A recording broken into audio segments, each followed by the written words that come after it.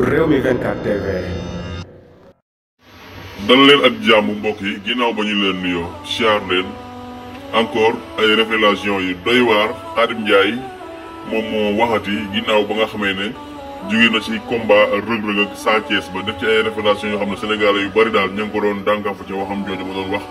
daal dinay ñëwaat tey jii nag ci gi nga xam ne mooy Amadou Sall di doom ci Macky Sall ma ngay wax ca digganteem ak nervi yooyu sénégalais yi di ko waxal. Khadim Ndiaye nag daal dinay indi ay firnde ci lu wóor que ne moom moomu di Khadim Ndiaye seet si nañ ko 2 heures du matin. Kan moo ko seet si? Pape Sall.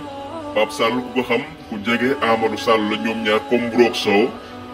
Pape Sall moomu moo dem fekk ci Khadim Ndiaye 2 heures du matin këram toog ak moom tegal ko ay conditions waaye Khadim Ndiaye moom daf ko daal di rejeté. Khadim Ndiaye la ko Pape Sall moom wax daf ko metti ba ma ngay dànkaafu ci recruté boobu ñu ko naroon a recruté def ko ay nervi maanaam comme ni ñuy def mbër yi.